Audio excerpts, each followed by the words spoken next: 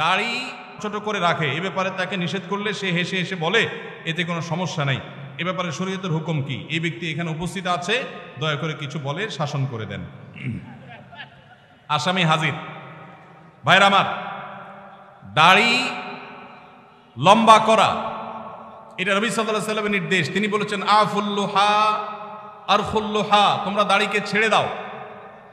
দাড়িকে ছেড়ে দিতে বলেছেন, লম্বা করতে বলেছেন। সাহাবীদের মধ্যে এক মুষ্টির পরে, বুখারীর হাদিসে এক মুষ্টির পরে অতিরিক্ত অংশ কাটার বিষয়টা সাব্যস্ত আছে। এর আগে এক মুষ্টির আগে সাহাবীদের কারো কাছ থেকে, নবী সাল্লাল্লাহু আলাইহি ওয়াসাল্লাম থেকে কোনো হাদিসে দাড়ি কাটা ছাটার কোনো প্রমাণ নাই। এই জন্য সারা বিশ্বের প্রায় সব উলামায়ে ইকরাম একমত যে দাড়ি লম্বা করা ওয়াজিব। কিছু ইখতিলাফ আছে, আরবের কিছু আলেমদের ভিন্ন মত আছে। বেশিরভাগ আলেমদের মতে হলো দাড়ি লম্বা করা কি ওয়াজিব। ইজিপশিয়ান কিছু আলেমদের ভিন্ন মত আছে, আরো কিছু আলেমদের ভিন্ন মত আছে, বাকি মেজরিটি আলেমদের মত হলো ওয়াজিব। আমরা বলি দাড়ি রাখা সুন্নত, সেটা সুন্নত এই অর্থে নবীজিও দাড়ি রেখেছেন, সেই হিসাবে সুন্নত, কিন্তু তিনি নির্দেশ করলে সেটা কি হয়ে যায়, সেটা আমভাবে ওয়াজিব হয়ে যায়, সেই হিসাবে দাড়ি রাখা ওয়াজিব। অতএব ভাই, যদি কেউ মনে করে দাড়ি না রাখলে সমস্যা নাই, তার কাছে সমস্যার ডেফিনিশনটা কি, সংজ্ঞাটা কি? কেউ তো বলতে পারে নামাজ না পড়লেও সমস্যা নাই, কিন্তু একজন মুসলমান মনে করবে আল্লাহর নবীর ওয়াজিব তরক করলে সমস্যা আছে না নাই? আছে। কিয়ামতের ময়দানে তার জন্য জবাবদিহি করতে হবে কি হবে না? হবে।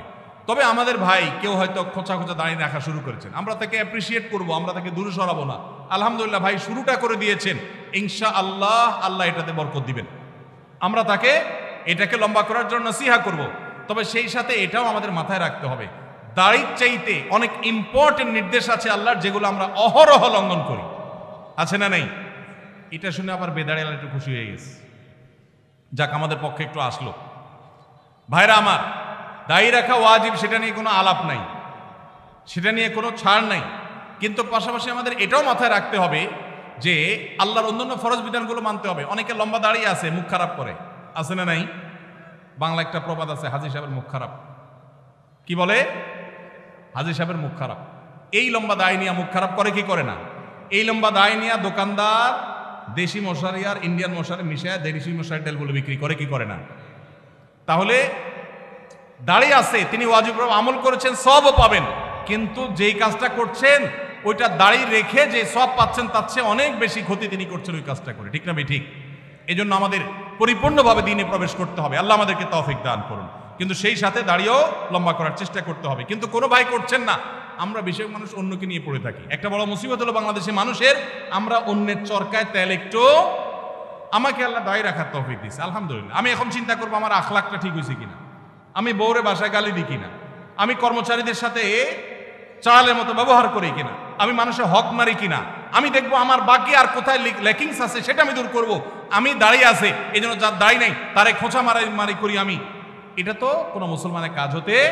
আমি চাইবো আমার ভাইয়ের দাড়ি লম্বা হোক, কিন্তু সেই সাথে আমি চাইবো আমার আরো যে দুর্বলতা আছে সেগুলো যেন দূর হয়। আল্লাহ আমাদেরকে আমলের তৌফিক দান করুন।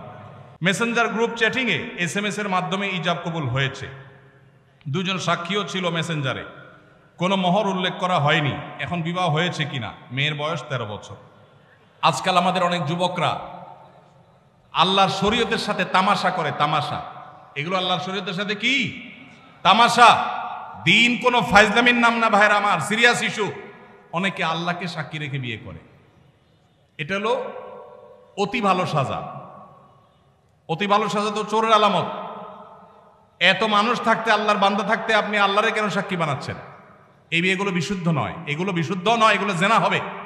বিবাহের জন্য দুজন সাক্ষীর উপস্থিতি, ইজাব কবুল থাকতে হবে। এই মেয়ে, বাচ্চা মেয়ে, তার বাবা কোথায়, মা কোথায়, অভিভাবক কোথায়, কোথাকার মেয়ে, জেনা করতে গিয়ে অনেক যুবককে শয়তান নেক্সট সুরতে ধোঁকা দেয়। তারা মনে করে আমরা হালাল করছি, অথচ তারা জেনায় লিপ্ত আছে। আল্লাহ আমাদের যুবক ভাইদেরকে হেদায়েত দান করুন। এগুলো জায়েজ নাই ভাই। কোনো ব্যক্তি যদি তার সম্পত্তি 5 জন সন্তানদের মধ্য থেকে একজনকে বাদ দিয়ে 4 জনকে লিখে দিয়ে দেয়, সে ব্যক্তি মারা গেলে তার জানাজা নামাজ পড়া যাবে কিনা? ভাইরা আমার, আমাদের দেশে অনেকে এই কাজটা করেন, তেজ্যপুত্র করেন।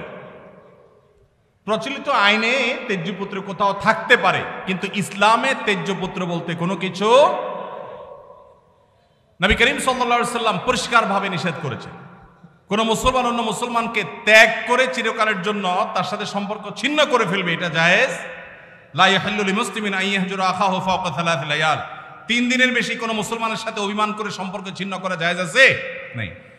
এখন সন্তান খারাপ, যত খারাপ হোক, আপনি সন্তানকে তথাকথিত তেজ্য পুত্র করলেন, করে কোনো সম্পদ দিলেন না, বঞ্চিত করলেন, আল্লাহর কাঠগড়ার আসামি হবেন।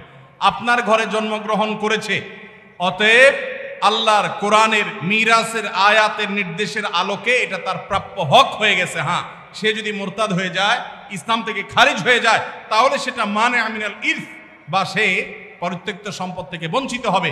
কিন্তু মুসলমান আছে, আপনার কথা শুনে না, আপনার খায় খেদমত করে নাই, আপনি সে অজুহাতে তাকে কিছু দিলেন না, বাকি সন্তানদেরকে দিয়ে দিলেন, আল্লাহর কাঠগড়ায় আসামি হতে হবে, জায়েজ হবে না। এখন এইটা যদি কোনো লোক করে, জীবদ্দশা দিতে চায়, তাহলে সমান হারে দিতে হবে। এক সাহাবী নবীজিকে এসে বলছেন, ইয়া রাসূলুল্লাহ, আমার সন্তানকে অমুক ছেলেকে আমি এটা দিয়েছি। নবী সাল্লাল্লাহু আলাইহি সাল্লাম বলেছেন, বাকি সবাইকে দিয়েছো?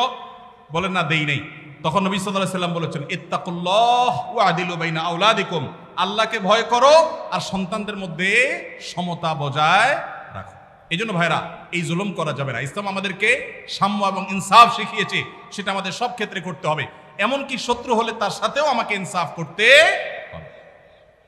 আমাদের কষ্ট হয়, আমার সাথে কারো শত্রুতা আছে, সে আমার সাথে শত্রুতা করে, কিন্তু তার বেলায় কোনো সাক্ষ্য দেওয়ার প্রশ্ন আসলে আমি সত্য সাক্ষ্য দিলে তার পক্ষে যায়, আমাদের দিতে মন চায় না। কিন্তু এই দেওয়াটাই হলো ইমানের দাবি। আল্লাহ বলেছেন, ওয়ালা ইয়াজরিমান্নাকুম শানাআনু কওমিন আলা আল্লাহ তা'দিলু ই'দিলু হুয়া আকরাবু লিত-তাকওয়া, কারোর সাথে শত্রুতা আছে দেখে আপনি ইনসাফ করবেন না, এটা জায়েজ আছে? এজন্য বাবাজিরা সাবধান, সন্তান সন্ততিদের মধ্যে কোনো প্রকার হেরফের করবেন না, এটা জায়েজ নাই। সেই সন্তান যদি খারাপ হয়, সে আল্লাহর কাছে দায়ী হবে, ভিন্ন কথা। তো আপনি তাকে সম্পদ থেকে বঞ্চিত করতে, হ্যাঁ, যেটা আপনি করতে পারেন, একটা সন্তান নেককার, মাদ্রাসায় পড়ে, দিনদার, ওকে একটু সম্পদ বাড়ায় দিলেন তার দিনদারিতার কারণে, সেটা জায়েজ আছে। কিন্তু একজনকে টোটাল বঞ্চিত করলেন, আরেকজনের নামে সব লিখে দিলেন, এটা কিন্তু জায়েজ হবে। এখন কোন মুরব্বী যদি এই কাজ করেন, তিনি মারা গেলে তার জানাজা পড়া যাবে না, এমন কোনো কথা নেই। তার জানাজা পড়বেন, কিন্তু তিনি আল্লাহর কাছে দায়ী থাকবেন। সন্তানদের কর্তব্য হলো, বাবা যাকে বঞ্চিত করছে আমাদের ভাগ থেকে তাকে দিয়ে আমরা ব্যালেন্স করে ফেলবো, তাহলে আশা করা যায় আল্লাহ তাআলা বাবাকে হয়তো মাফ করবেন। আস-সুন্নাহ ফাউন্ডেশন, উম্মার স্বার্থে সুন্নাহর সাথে।